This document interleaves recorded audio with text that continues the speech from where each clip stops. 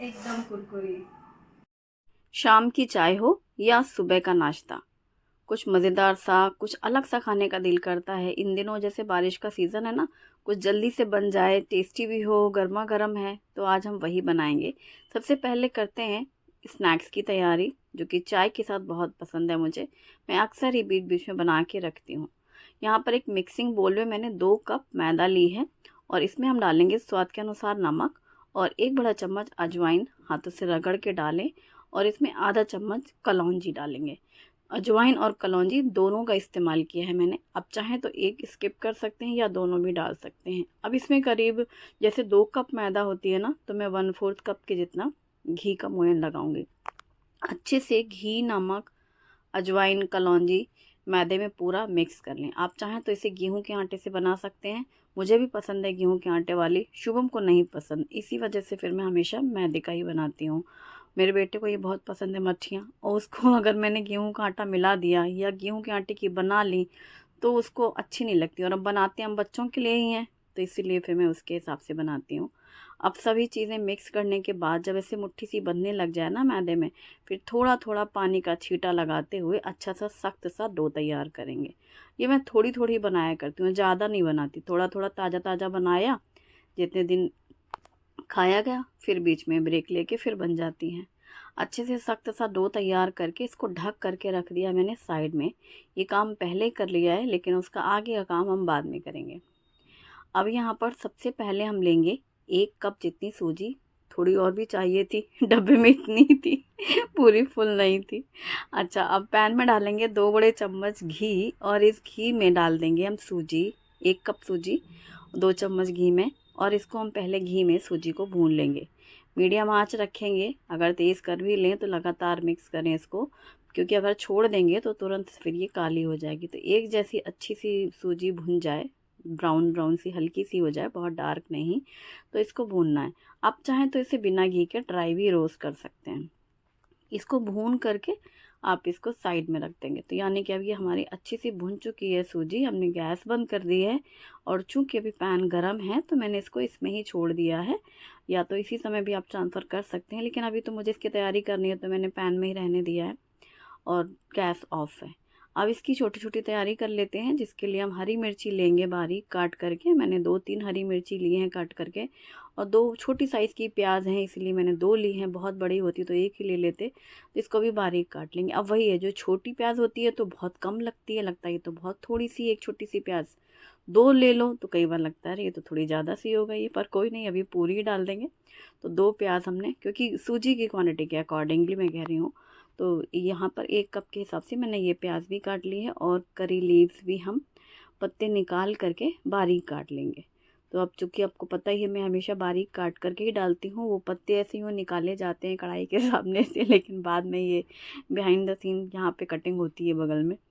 अच्छा, अब एक टमाटर भी लेंगे, इसे भी काट लेंगे। आप चाहें तो इसमें वेजिटेबल्स डाल सकते हैं, अच्छे लगते हैं गाजर मटर। शुभम को खाना नहीं है उसमें, गाजर डाल दिया आपने तो उसको सब्जी इसमें, इसमें भी सब्जी। मटर तो वैसे भी साइड होने हैं तो मैंने छोड़ दिया, माफ़ किया गाजर मटर को। और पैन से सूजी वापस ले ली है उसी कप में जिसमें हमने सूजी डाली थी। और ये जो थोड़ी सी मूंगफली के दाने और काजू, इनको हमने काजू के 2 पीसेस कर लिए हैं। पैन इसीलिए खाली किया है क्योंकि अब मुझे उसमें घी डालना था, तो अब पैन में हम घी डाल लेंगे 2-3 चम्मच जितना, जिससे कि हमारी जो ये मूंगफलियाँ हैं ये हम अच्छे से फ्राई कर लें। तो मूंगफली और काजू लगातार मिक्स करते जाएं, क्योंकि काजू जल्दी फ्राई हो जाते हैं और मूंगफली में थोड़ा सा टाइम लगता ही है। जब अच्छे से ये भुन चुकी हैं, इनको भी हम साइड निकाल लेंगे। घी तो कुछ सोख नहीं करता है, घी पैन में ही रहेगा, बस मूंगफली और काजू हमने निकाल के साइड में ले लिए हैं। उसी पैन में थोड़ा सा घी और डाल दिया 1-2 चम्मच। अब इसमें डाली है राई, उड़द की दाल, हरी मिर्ची, चुटकी भर हींग, प्याज और करी पत्ता। सब कटी हुई रखी हुई थी, बस प्याज करी पत्ता डाला, लास्ट में डाला करी पत्ता ताकि ये उड़े नहीं राई। और राई हरी मिर्ची हींग से तड़का लग ही चुका था।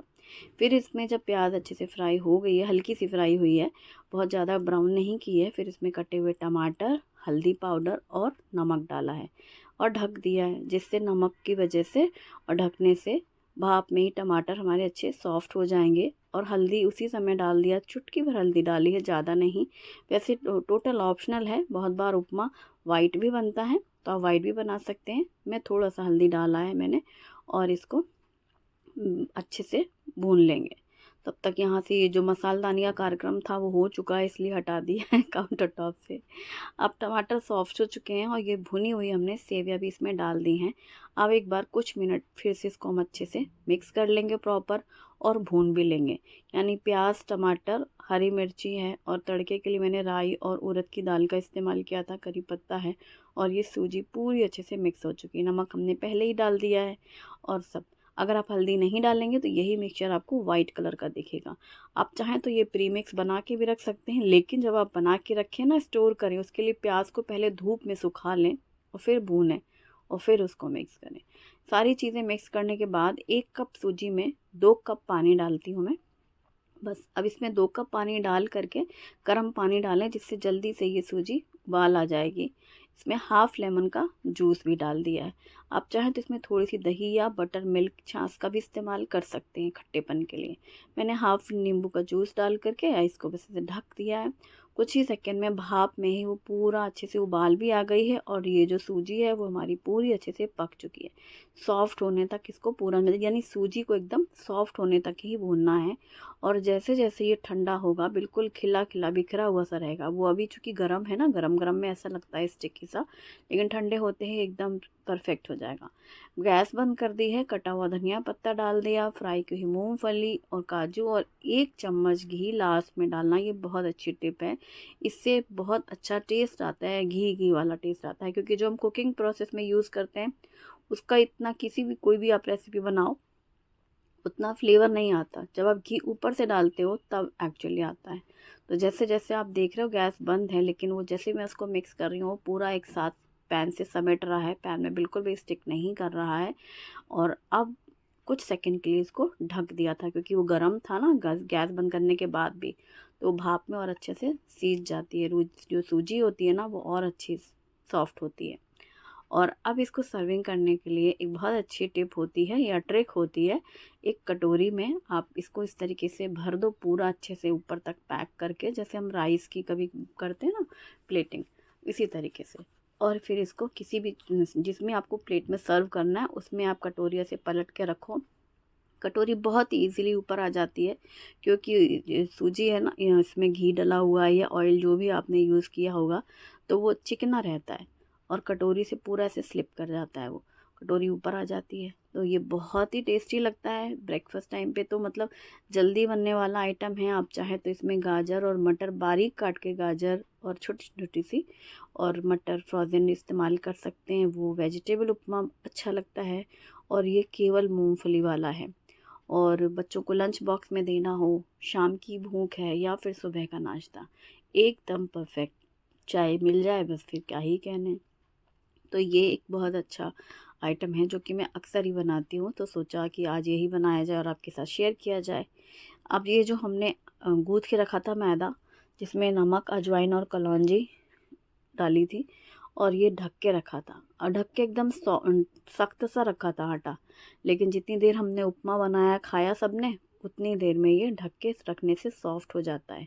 कभी भी मैदा आप गूँथो या आटा गूँथो मठरी के लिए, पहले से गूँथ के इसको ढक के रखो। ये बहुत अच्छी टिप और ट्रिक होती है, जिससे जब आप सख्त सा आटा गूँथते हैं ना, लेकिन जब आप उसको 10-15 मिनट के लिए रेस्ट के लिए रखते हैं, तो ये एकदम ही सॉफ्ट हो जाता है। एक बड़ी सी लोई ले ली है, मतलब उसके इक्वल पोर्शन डिवाइड कर लें, और फिर बड़ी सी चपाती को पूरा रोलिंग पिन में अच्छे से रोल कर लें, और फिर इसकी नाइफ़ से पीसेस कट कर लें।